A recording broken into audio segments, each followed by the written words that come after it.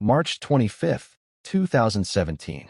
At 4:17 in the morning, Hamza woke up to the sound of wind. The balcony door was open. His wife was gone. No scream, no struggle, just two pink sandals placed neatly beside the railing. For 7 years, he believed the ocean swallowed her. Until one afternoon in Miami, he saw her, alive, holding a little girl's hand. And that's when the real nightmare began. Welcome to Real Lives, Real Deception, and Consequences no one walks away from. Subscribe now, because this story doesn't end the way you think. Abu Dhabi, November 2015. The oncology wing of Sheikh Khalifa Medical City felt suspended in time. Fluorescent lights hummed softly above polished floors. Machines beeped in steady rhythms. Cold, mechanical reminders that life could now be measured in numbers and oxygen percentages. Hamza Al-Falahi hadn't left the hospital in 4 days. He slept in a plastic chair beside his mother's bed, waking every time her breathing shifted, every time a nurse entered, every time the monitors made a sound that didn't match the pattern he had memorized. Stage 4 lung cancer. The doctors had stopped saying treatment. They had started saying comfort. Fatima Al-Falahi was 61. She had raised Hamza alone after his father died in a construction accident when Hamza was just 7 years old. She worked nights cleaning office buildings. During the day, she sold homemade pastries to neighbors and shopkeepers. She never complained. She just endured. And now she was disappearing in front of him. Hamza was 34. Successful, respected, financially secure, and completely powerless. The machines were keeping his mother alive. Not him. Not his money. Not his influence. That was when Reina walked in. She was assigned to the night shift on Fatima's floor. 22 years old. Filipina. Small frame. Quiet presence. Blue scrubs pressed neatly. ID badge clipped straight. But she didn't move like the other nurses. She moved carefully. Deliberately. Like someone who understood how fragile a room like this was. Mr. Al-Falahi, she said softly, her accent thick but steady. You should go home. Rest. He didn't look at her. I'm staying. She didn't argue. She adjusted the 4. Checked the oxygen line. Smoothed Fatima's blanket. Then she disappeared into the hallway. 10 minutes later, she returned with a spare blanket and draped it over Hamza's shoulders without saying a word. Only then did he realize how cold the hospital was. Thank you, he said quietly. She nodded once and left. That happened every night for 2 weeks. Reina Castillo had been in the UAE for 11 months. She lived in a shared apartment in Musafa with 4 other Filipino workers. Most of her salary went straight to Manila, to her mother, to her younger brother. Agency fees had taken nearly half her first year's earnings. She was constantly catching up on debt that never seemed to shrink. But she never spoke about that. At work, she was calm, reliable, invisible in the best way. Families trusted her. Patients relaxed around her. She knew how to exist in grief without intruding on it. Hamza began noticing small things. The way she stayed past her shift when Fatima grew anxious at night. The way she quietly played old Arabic songs from her phone because she had learned it comforted elderly patients. The way she never once asked him for anything. One night, Hamza's uncle stormed into the hospital drunk. He had always resented Fatima, resented that she never remarried, resented that Hamza succeeded without his help. He was loud, angry, accusing. You think you're better than us now? His uncle shouted in the hallway. Your mother is dying, and you didn't even inform the family properly? Hamza stood up, fists clenched, exhaustion boiling into rage. Before he could speak, Reina stepped between them. Sir, she said calmly, this is a hospital. Patients need rest. Her voice didn't shake. If you want to see your sister, you'll lower your voice. If you cannot, I will call security. The hallway went silent. His uncle stared at her, this young, foreign nurse standing in his way. Then he left. Hamza's hands were trembling. You didn't have to do that, he said. Reina looked at him directly for the first time. Yes, I did. Your mother doesn't need stress right now. That was the moment everything shifted. He didn't see her as a nurse anymore. He saw her as someone who had stepped in when he couldn't hold himself together. 3 days later, at 4:18 a.m., Fatima died. Reina was holding her hand when it happened. Hamza was in the bathroom, splashing water on his face, trying to stay awake. When he returned, the room was still. Machine silent. His mother gone. Reina didn't speak. She stepped aside and let him take his mother's hand.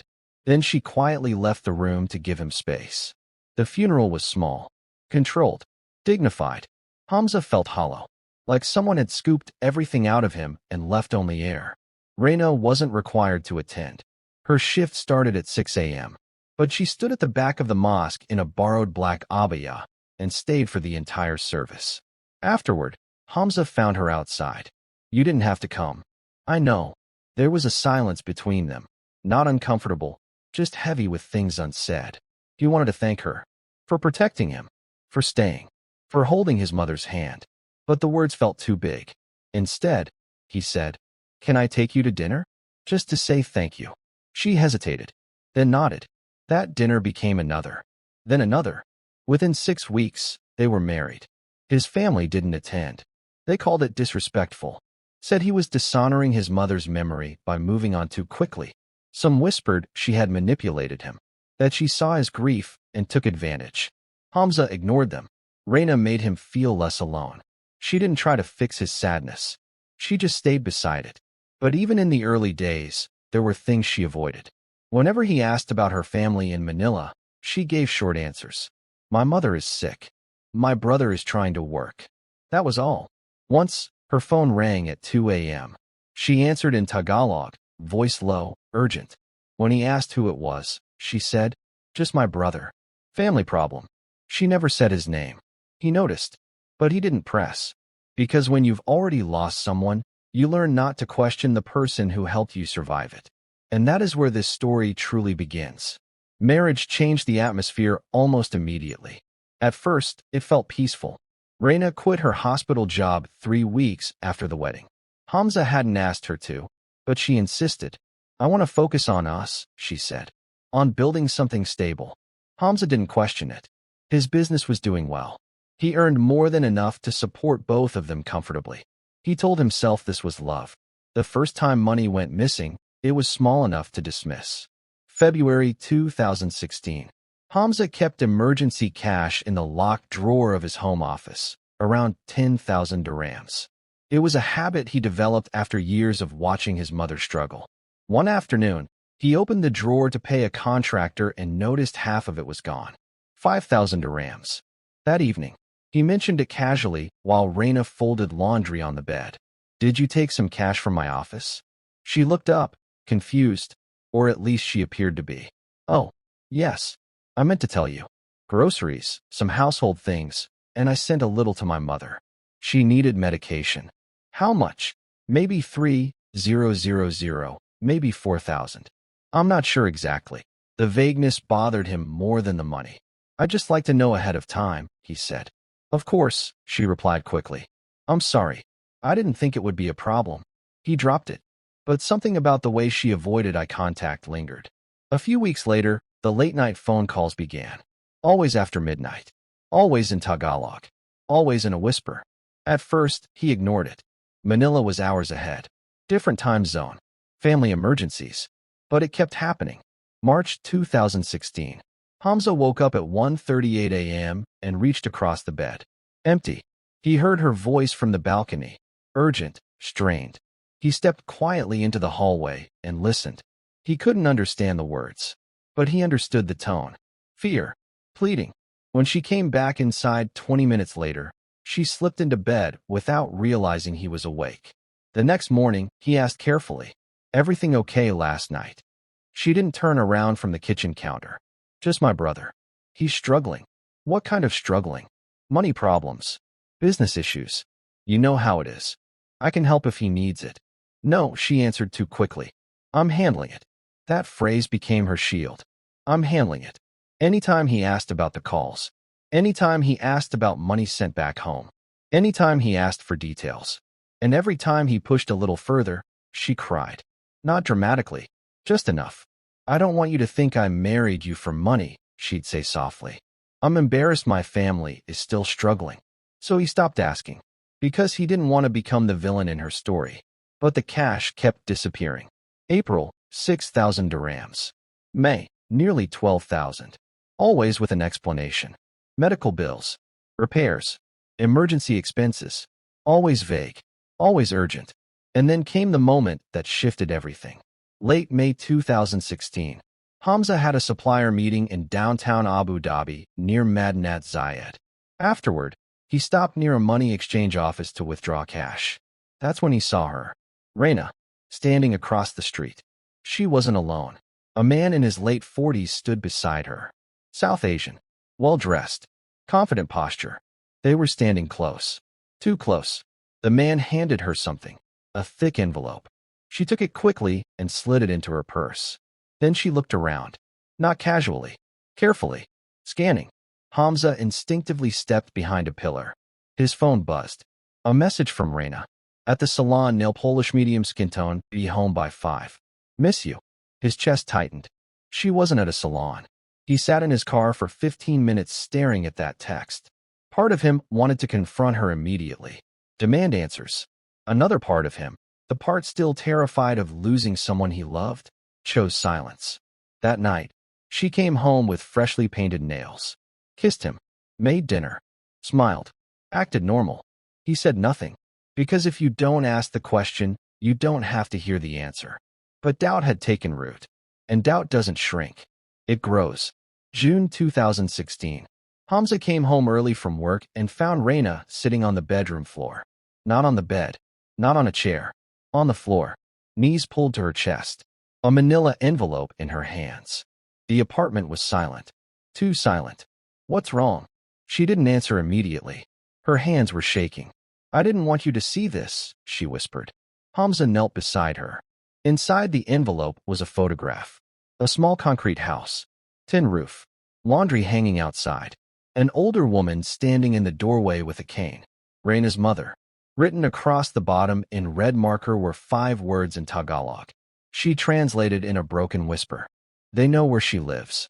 Hamza felt his stomach drop. My brother borrowed money, she said. From dangerous people. He thought he could repay it. He couldn't. How much? She hesitated. Long enough to calculate.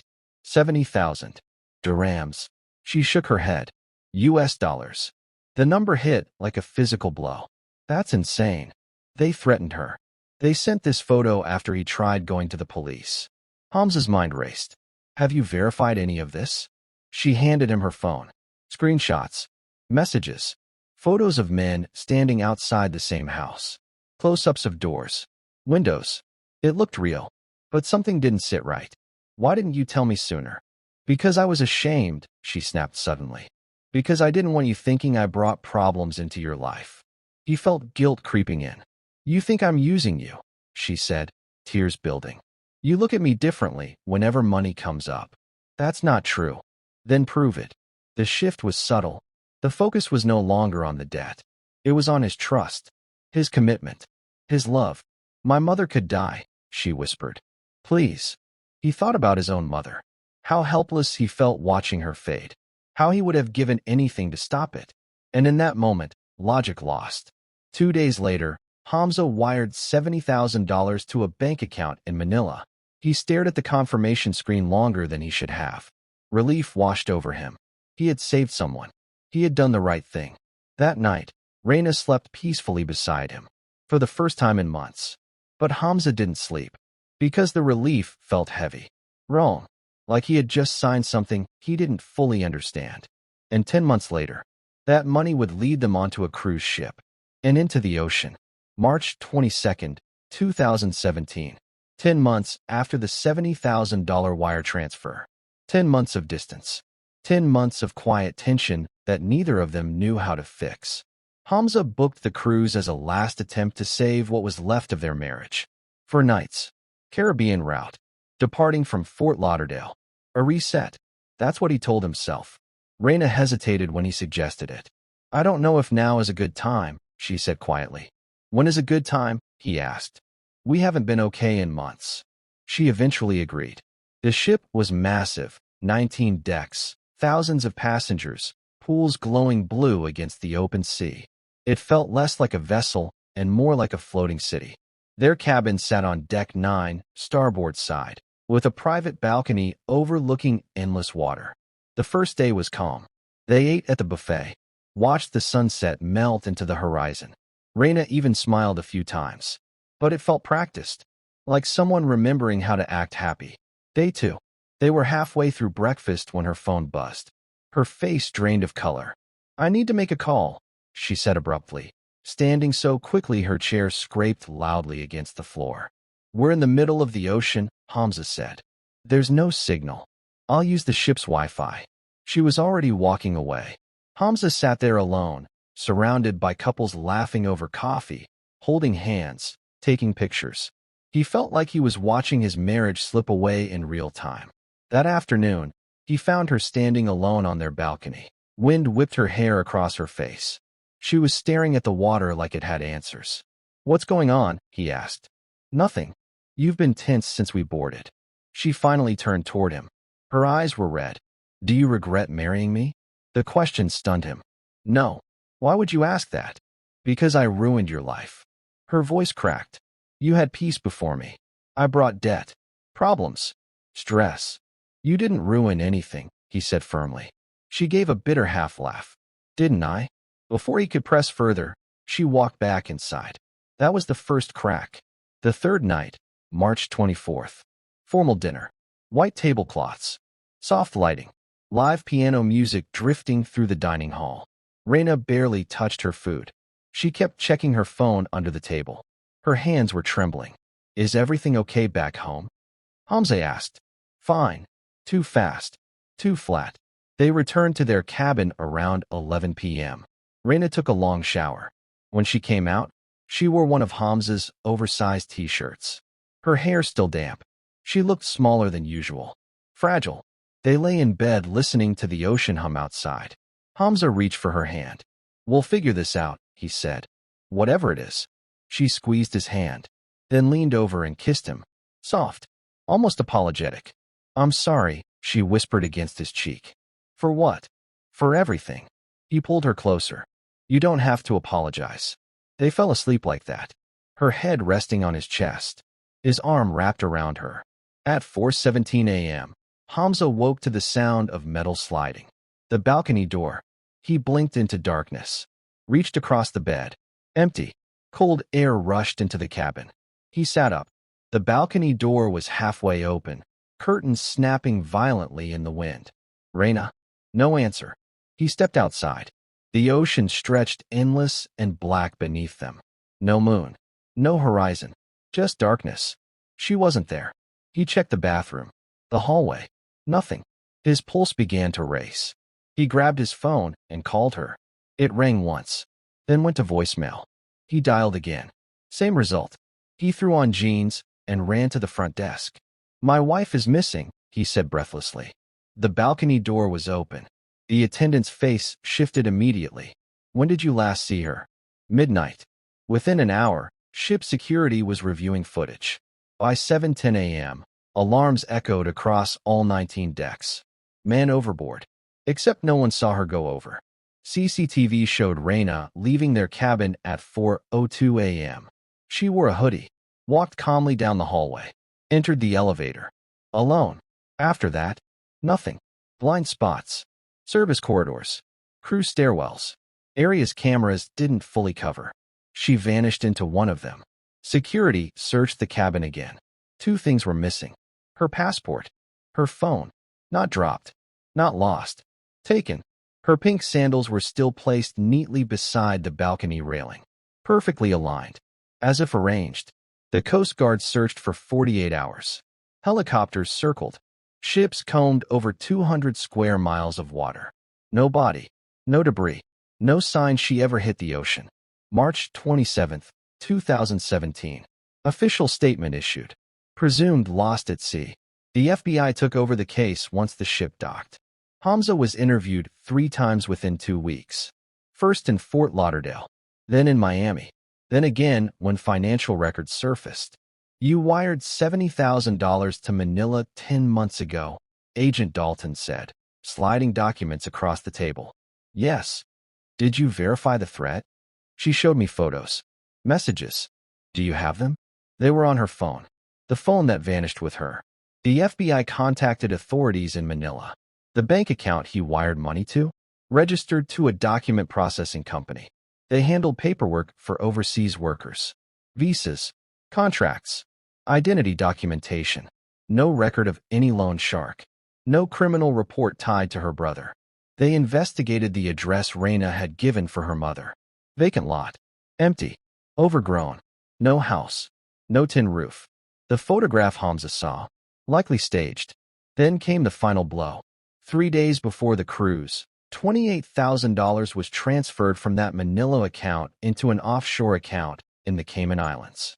From there, it moved again. Laundered. Mr. Al-Falahai, Agent Vargas said carefully, "We believe your wife may have orchestrated her own disappearance." The words felt unreal. "She fell overboard," Hamza insisted. "There are known blind spots on cruise ships," she replied. "Crew members understand them very well. They found one person of interest, Jerome Alvarez, Filipino crew member, access to service corridors. He quit 2 days after docking, flew back to Manila, disappeared. Jurisdiction became a nightmare. Ship registered in Bermuda. Incident in international waters. Passengers multinational. The investigation slowed. By September 2017, a death certificate was issued in absentia. Insurance denied the payout. The cruise line settled quietly. The case went cold. Reina was legally dead. But Hamza could never shake one thought. A passport doesn't fall into the ocean. And if she didn't jump, then she walked away. And 7 years later, he would see her again. Alive. October 12, 2024. Miami, Florida. 7 years. 6 months. 17 days. That's how long Reina had been dead. Hamza had moved to Miami in 2020. He couldn't stay in Abu Dhabi. Every street corner reminded him of her. Every restaurant carried a memory. He sold his company. Started over quietly as a logistics consultant. He didn't date. Didn't talk about the past. Most people assumed he had never been married. That Sunday afternoon, he stopped at a Starbucks near Brickell before a client meeting. Crowded. Loud. Normal. He ordered black coffee and waited near the counter. That's when he saw her. By the window. Sunglasses. Shorter hair. But the same face. The same habit of tucking her hair behind her ear when she leaned forward. Reina. His phone slipped from his hand and hit the floor. She didn't notice. She was laughing. Laughing. Across from her sat a little girl. 6, maybe 7 years old. Dark curly hair. Light brown skin. The child reached for Reina's hand. Reina kissed the top of her head. Hamza stopped breathing. The dead don't age. But she had. Fine lines near her eyes. A faint scar on her chin he didn't remember. She was real. Alive. Reina stood, grabbed her purse, and held the little girl's hand as they walked outside. Hamza followed without thinking. In the parking lot, she buckled the child into the back of a silver Honda CR-V. Florida plates. GHD 4729. He typed the number into his phone. The car drove away. He sat in his own car shaking for nearly 20 minutes. He could delete the plate number. Drive home. Pretend this never happened. Instead, he went back the next day. And the next. On the 6th day, the silver CR-V returned. He followed from 3 cars back. She drove into a quiet residential neighborhood off Coral Way. Pulled into the driveway of a small blue house. 1247 Southwest 18th Street. A man opened the front door. White. Early 40s. Beard. Tattoos down his forearms. He picked up the little girl and spun her around. Reina walked up to him and kissed him. Hamza's vision blurred. That night, he searched the address. Property records showed. Owner, Michael Delgado. Purchased in 2019. He searched Facebook. Wedding photos. Beach ceremony. Reina in a white dress. The little girl between them. Caption. Married my best friend today. Me, my beautiful wife, and our daughter. Life is good. Our daughter. Hamza stared at the screen until his eyes burned. She hadn't just survived. She had replaced him. October 19th, 2024. 8:43 p.m. Hamza stood on their front porch. He knocked. Michael answered. Can I help you? I need to speak to Reina. Who are you? My name is Hamza Al-Falahai. Pause. I'm her husband. Silence. From inside the house. Babe, who is it? Reina appeared behind Michael. When she saw Hamza, she froze. The towel in her hands fell to the floor. Inside the house felt painfully normal. Toys on the floor. TV paused. The smell of dinner still in the air. Talk, Michael said. Raina's eyes were wet. I didn't think you'd ever find me. You're supposed to be dead, Hamza said. I buried you. I didn't have a choice. You had every choice. You took $70,000 from me, he continued. You faked your death. Michael turned sharply. 70,000. Raina's voice shook. It wasn't what you think. Then what is it? Michael demanded. I was married to him in Abu Dhabi. That part is true. Michael stared at her. Were you still married when you met me? Silence. Raina. Legally, yes. Michael sat down heavily. Oh my God. Hamza's voice hollowed. Why? Raina looked at him directly. Because I was drowning. I needed enough money to disappear. The debt wasn't for my brother. The photo. Staged. My mother. She's fine. Every piece fell into place. You planned it, Hamza whispered. I needed a new life. And you destroyed mine to get it. Then Michael asked the question that changed everything. Who is Lily's father? Silence again. Hamza did the math in his head. Cruise, March 2017. Lily, 7 years old. You were pregnant, he said slowly. When you got on that ship. Raina closed her eyes. That was the answer. That's my daughter, Hamza whispered. Michael's beer bottle flew across the room and shattered against the wall. You told me she was mine, he shouted. From the hallway, a small voice. Daddy. Lily stood there holding a stuffed rabbit. Why are you yelling? Michael picked her up, voice breaking. Go back to bed, sweetheart. When he returned, everything exploded. You ruined my life. Michael shouted at Raina. Hamza stepped forward. She's my daughter. Michael's fist connected with Hamza's jaw. Hamza stumbled backward. His head struck the sharp corner of the dining table. The sound was wrong. Heavy. Final. Blood pooled beneath him. Hamza woke up 37 hours later at Jackson Memorial Hospital. Skull fracture. Severe concussion. 18 stitches. The doctor told him he was lucky. 2 inches to the left, and he would have died. Michael was arrested for aggravated battery. He claimed self-defense. The court disagreed. He received probation, community service, and was ordered to pay Hamza's medical bills. He lost his job, lost his house, lost stability. But Raina's consequences were far worse. The FBI reopened the case immediately. Faking your own death isn't always illegal. But wire fraud is. $70,000 transferred across international lines under false pretenses. She was arrested in November 2024. Charges: wire fraud, identity fraud, false statements to federal investigators. Bail denied. She had already proven she could disappear. The custody battle was brutal. DNA confirmed Lily was Hamza's biological daughter. Michael had raised her. Hamza had never met her. The judge faced an impossible decision: biology or stability. Ultimately, the court awarded temporary custody to Hamza. Michael received supervised visitation due to his assault conviction. No one felt victorious. Hamza had his daughter, legally, but she didn't know him. She cried for Michael every night. Michael lost the only child he had ever raised. Raina pled guilty. June 2025. Sentenced to 4 years in federal prison. The judge's words were final. You didn't just deceive one man. You wasted federal resources. You manipulated the legal system. You built a life on calculated lies. For years, no winners, just wreckage. Years later, Lily would grow up knowing the truth. That her life began with love, was shaped by lies, and fractured by survival. Hamza got his daughter back, but not her trust. Michael lost his daughter, but never stopped loving her. And Raina? She survived. But survival came at the cost of everything. And that's the truth. Not a drowning, not an accident, but a carefully planned disappearance that destroyed 3 lives and changed a child's future forever. Sometimes the ocean doesn't take people. They choose to walk away. If this story stayed with you, let me know your thoughts below. And if you believe every story deserves to be told, subscribe now, because the next one might be even harder to forget.